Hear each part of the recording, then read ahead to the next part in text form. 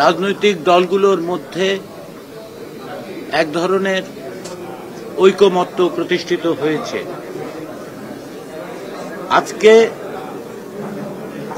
আমি মনে করি, কমিশনের পক্ষ থেকে আমরা মনে করি যে আজকে জুলাই জাতীয় সনদ 2025 বাস্তবায়নের ব্যাপারে একটি উল্লেখযোগ্য অগ্রগতি সাধিত হয়েছে। জুলাই জাতীয় সনদ 2025 বাস্তবায়নের জন্য জনগণের অংশগ্রহণ নিশ্চিত করা, তাদের সম্মতির জন্য একটি গণভোট অনুষ্ঠানের ব্যাপারে সকল রাজনৈতিক দলই একমত হয়েছেন। এটি প্রথম ধাপ হিসেবে আমরা মনে করছি যে বাস্তবায়ন প্রক্রিয়ার বিষয়ে রাজনৈতিক দলগুলোর মধ্যে ঐকমতের এটি একটি বড় রকমের অর্জন এবং একটি বড় রকমের পদক্ষেপ এবং এটি প্রথম পদক্ষেপ। আমরা অত্যন্ত আশাবাদী যে অন্যান্য বিষয়গুলোতেও আমরা রাজনৈতিক দলগুলোর মধ্যে ঐকমত্য গড়ে তুলতে পারব। ফেব্রুয়ারির নির্বাচনের মধ্য দিয়ে যে আইনসভা তৈরি হবে, সেই আইনসভা যেন মৌলিক সাংবিধানিক সংস্কারগুলো করতে পারে এবং তাকে টেকসই করতে পারে, তার জন্য এই আইনসভাকে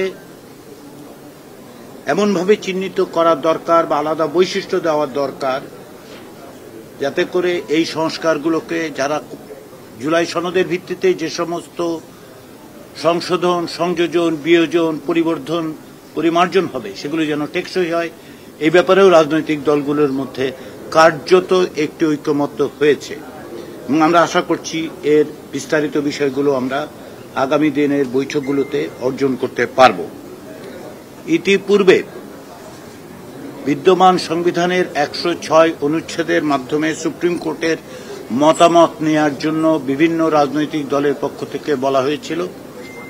এখন অধিকাংশ দলই এইরকম মত দিচ্ছেন যে 106 অনুচ্ছেদের আওতায় সুপ্রিম কোর্টের মতামত নেওয়াটার প্রয়োজন নাও হতে পারে। এই প্রসঙ্গে আমি আজকে প্রত্যেকটি রাজনৈতিক দলকে আন্তরিক ধন্যবাদ জানাতে চাই, এই কারণে যে দলগত অবস্থান থেকে অনেকেই অনেকটা সরে এসে জাতীয় ঐকমত্য তৈরি, বিশেষ করে জুলাই জাতীয় সনদ বাস্তবায়নের ক্ষেত্রে যেন সুনির্দিষ্ট পদক্ষেপ নেওয়া যায় তার জন্য তারা সচেষ্ট হয়েছেন এবং বড় ধরনের অগ্রগতি অর্জন করেছেন। তারা তাদের দলীয় অবস্থান থেকে সরে আসছেন, সকলের প্রতি সহিষ্ণু থেকে সহনশীলতা প্রদর্শন করে অন্যদের মতের প্রতি শ্রদ্ধাশীল থেকে একটি জায়গায় আসবার চেষ্টা হচ্ছে। তার মধ্যে আজকে আমরা এই বড় অর্জনটি করতে পেরেছি। এই জন্য আমি রাজনৈতিক দলগুলোকে আন্তরিকভাবে ধন্যবাদ জানাই। আমি মনে করি যে তাদের এই প্রচেষ্টার মধ্যে দিয়ে আমরা খুব শিগগিরই সুনির্দিষ্টভাবে বাস্তবায়ন প্রক্রিয়া সম্পর্কে সুপারিশ তৈরি করে সরকারের কাছে দিতে পারব।